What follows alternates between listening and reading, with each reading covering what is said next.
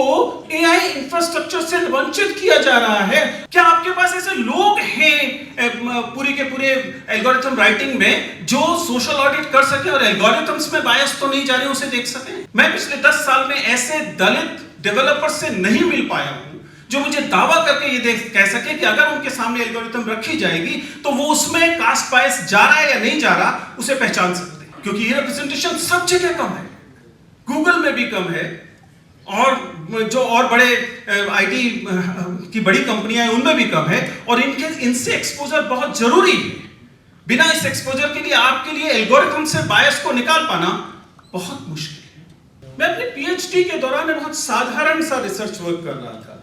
ये जानने की कोशिश कर रहा था कि हिंदी साहित्य के इतिहास में, मैं साहित्य इतिहास में मेरा क्षेत्र रहा शोध का, हिंदी साहित्य के इतिहास में ये सारे के सारे कवि, आलोचक, साहित्यकार वही शुक्ला, चतुर्वेदी, द्विवेदी हो क्या रहा है?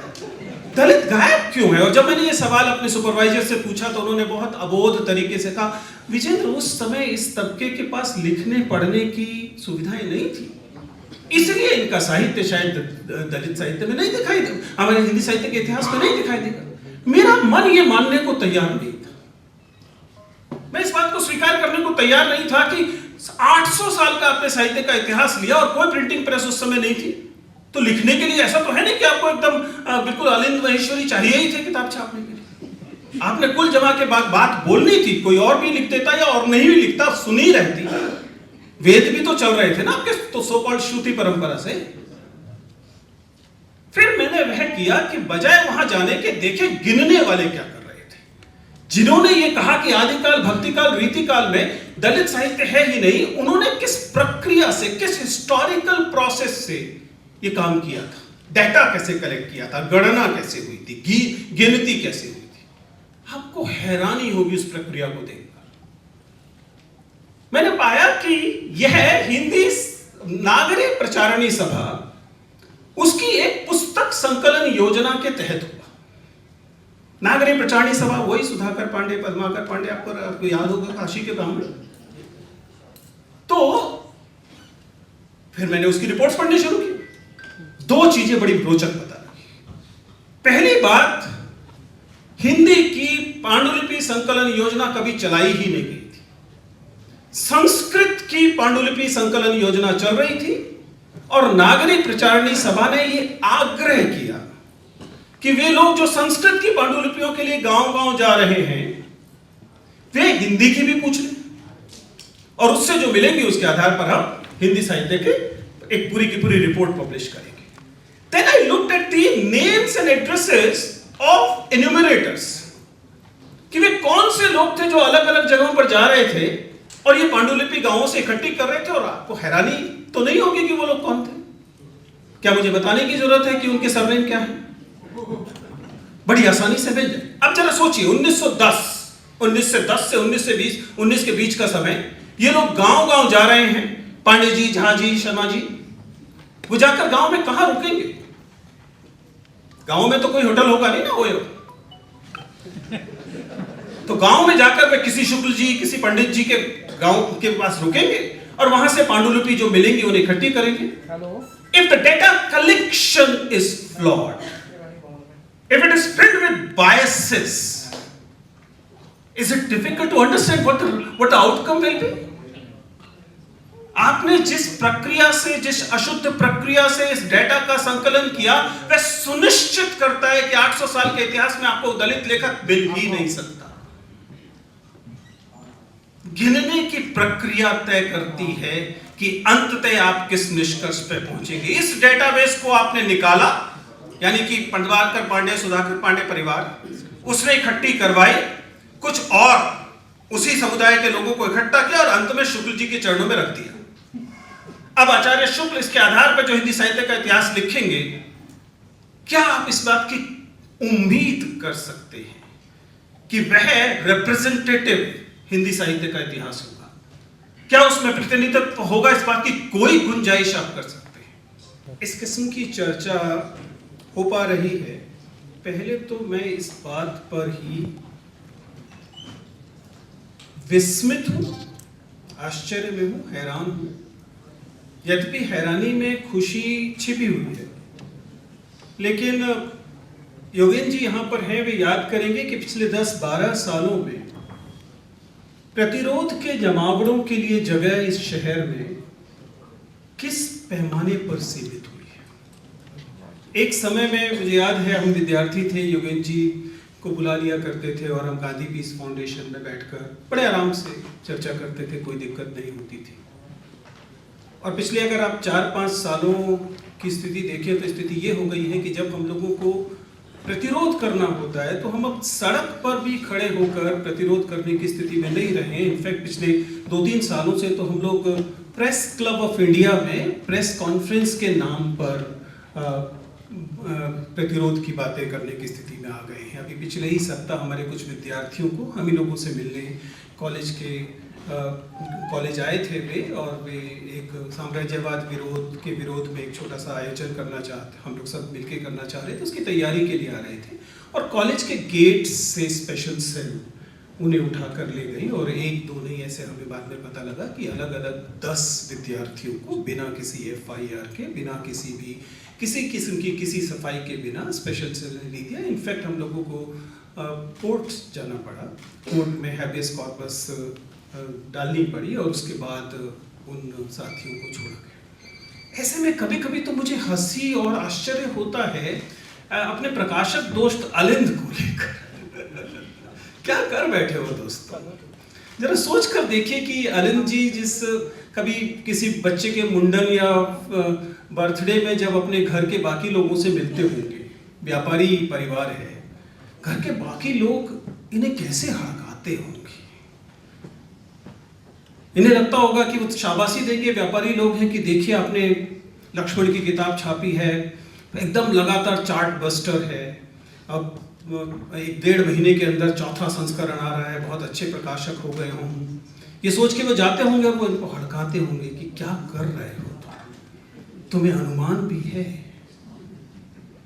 बट एनीवे, मैं तो प्रसन्न हूँ और आशुतोष जी से सहमति जाहिर करता हूँ कि ये मेरे विश्वविद्यालय का, मेरे और जितेंद्र के विश्वविद्यालय का, जो दरअसल मेरे, जितेंद्र और लक्ष्मण का विश्वविद्यालय होना चाहिए था, ये उसका दुर्भाग्य है कि हम लोगों ने लक्ष्मण को एक शिक्षक के तौर पर खो दिया, या फिर कहें कि बाकी समाज को उधार दिया है कि आप लोग अभी कुछ दिन लक्ष्मण का आनंद लीजिए।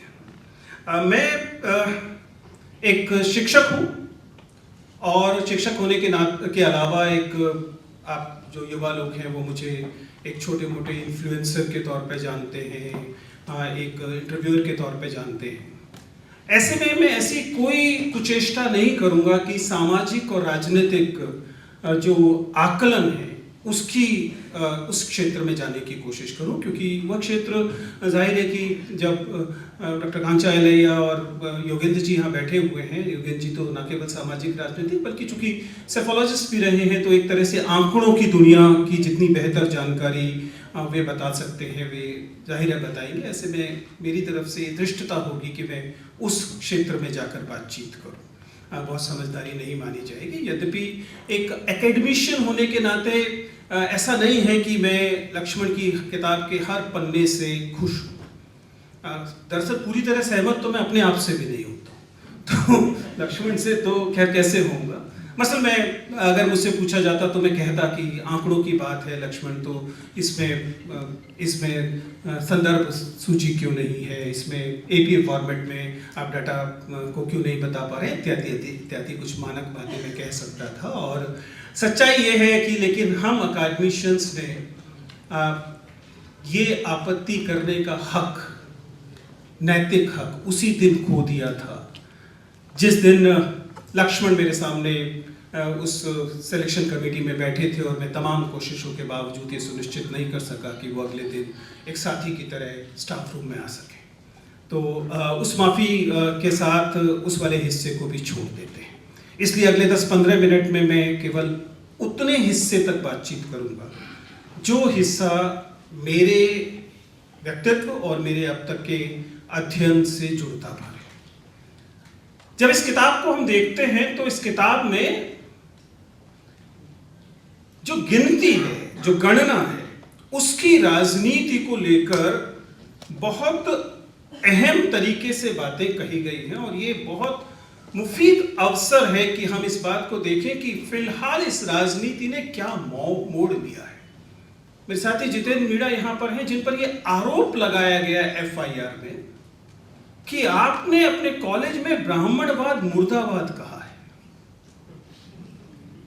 आप इस बात को अनुमान कर सकते हैं कि 2026 में हम शिक्षकों पर यह आरोप लगाया जाएगा कि आप ब्राह्मणवाद मुर्दाबाद नहीं कहेंगे, बल्कि परसों तो मेरे पास एक रील आई जिसमें एक व्यक्ति ने बाकायदा दम ठोक कर यह कहा कि इस देश में अब ब्राह्मणवाद जिंदाबाद ही कहना होगा। बाकायदा ये बात कही गई। आखिर में लोग इतने चिंतित क्यों और किस संदर्भ में हो रहा था? ये हो रहा था यूजीसी के नए रेगुलेशंस के समर्थन और विरोध में जिस किस्म की बातचीत विश्वविद्यालयों में चल रही है। विश्वविद्यालय ने बाकायदा 1 महीने के लिए विश्वविद्यालय के तमाम ओपन स्पेसेस और सभागारों को बंद कर दिया है कि वहां पर किसी किस्म का कोई आयोजन नहीं होगा। कहीं आप जाति की बात न करने लगे।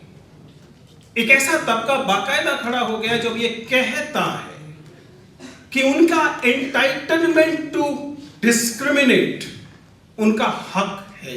ये जो स्थिति है जिसमें कि एक वर्चस्वशाली जो तबका है वह हक मानता है अपना कि वह शोषण या उत्पीड़न करेगा और उत्पीड़ित समाज के पास यह हक नहीं होना चाहिए कि वह उत्पीड़न का विरोध करे। अगर वह ऐसा करेगा तो हम मानेंगे कि वह समाज की शांति और राष्ट्र की एकता के खिलाफ बात कर रहा है। लक्ष्मण ने अपनी किताब में इस बात को बहुत अच्छे से स्थापित किया है और आप लोगों ने अगर ये किताब नहीं पढ़ी है तो जरूर पढ़ना चाहिए कि कैसे ये गिनती का सवाल अंततः उस हकमारी के सवाल से जुड़ता है, क्योंकि जब आप गिनेंगे तब आपको यह पता लगेगा कि इस समाज में एक लंबे अरसे तक हक की जो चोरी हुई है वो उजागर। एक समय कभी किसी ने कहा था कि जिस दिन स्त्रियों के श्रम का हिसाब होगा उस दिन इस समाज की सबसे बड़ी चोरी पकड़ी जाएगी। ये केवल स्त्रियों का सवाल नहीं, स्त्रियों का तो जाहिर है कि सवाल है क्योंकि उनके श्रम की चोरी हम जानते हैं कि घरेलू श्रम और तमाम जगहों पर होती ही, लेकिन ये कुल मिलाकर हर हक की चोरी का सवाल भी है कि जब जब आप हिसाब करेंगे, जब जब आप गिनेंगे, तब तब वह चोरी निकल कर आएगी जो अब तक चल रही थी। इसलिए वे तमाम तबके, वे तमाम वर्चस्वशाली वर्ग जब इस गिनने की मुखालफत करते हैं, जब इस गिनने के खिलाफ खड़े होते हैं, जब इस उत्पीड़न के खिलाफ जो लोग खड़े हैं उनके खिलाफ खड़े होते हैं और बाकायदा हक से खड़े होते हैं, और उनके हक के बड़ा रोचक है। उनके आत्मविश्वास का अगर आप स्तर देखें तो आप हैरान हो जाएंगे। उनको यकीन है कि they can do it with impunity। उनको एकदम यकीन है कि न केवल पुलिस व्यवस्था से उन्हें कोई डर नहीं है, उन्हें यकीन है कि दरअसल अदालतों से भी उन्हें किसी बहुत राहत, किसी किस्म के का डर रखने की आवश्यकता नहीं है। अदालतें भी अब बड़ी रोचक बात है कि अब वे सलाहें देने लगी, डायरेक्शन देने से अपने आप को रोकने लगी। अब वे सलाहें देकर काम चलाती हैं। इसे हमारे वाले इस केस में बिल्कुल एग्जैक्टली ये हुआ कि जब इन विद्यार्थियों को छुड़वाने के लिए हम कोर्ट में पहुंचे और हैबियस कॉर्पस दिया तो बाकायदा खबर ये दी गई कि संडे को कोर्ट बैठने को तैयार है, संडे को कोर्ट बैठने को तैयार है। और कोर्ट ने क्या सलाह दी?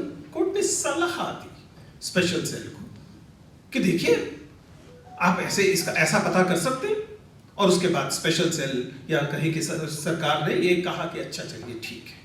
पूरा सोशल मीडिया मेरे पीछे पड़ गया था कि इसने चैट जीपीटी को ब्राह्मण कह दिया है।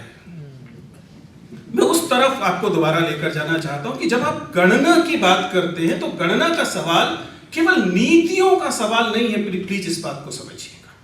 यह बात बिल्कुल सही है कि गणना का एक प्रथम उद्देश्य यह है कि हम राज्य के स्तर पर राज्य को यह बाधित करें, राज्य को यह बाध्य करें, राज्य को इस बात के लिए समझाएं, अपनी पॉलिटी को इस बात की, अपनी राज्य व्यवस्था को, अपनी विधायिका को और राज्य को समझाएं कि देखिए ये जनगणना है, इसमें अलग अलग तबकों की भागीदारी इतनी है, इसलिए आपको नीतियां इस प्रकार बनानी चाहिए कि वह सबके साथ न्याय करे। Absolutely acceptable, understandable.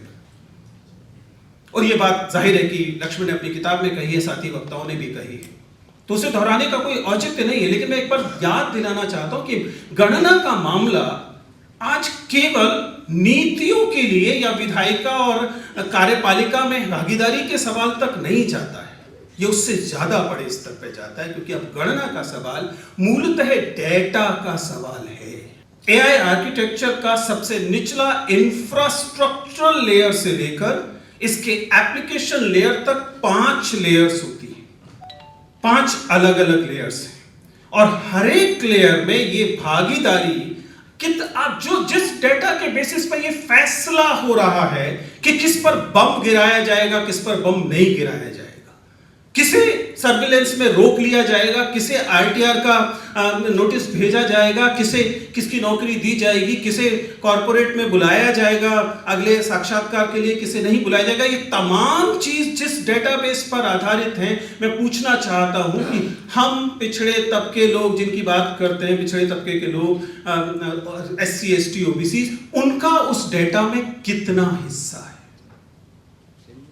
जब आप ये आंकड़े लेना शुरू करेंगे, राष्ट्र के स्तर पर शुरू करेंगे, तब इसका अगला स्तर वो बताएगा, जब आपके पास वो डेटा होगा, कि जिस डेटा के बेसिस पे तमाम एआई इंफ्रास्ट्रक्चर खड़ा था, उसमें आपकी भागीदारी आपकी जनसंख्या के अनुपात में क्यों नहीं थी?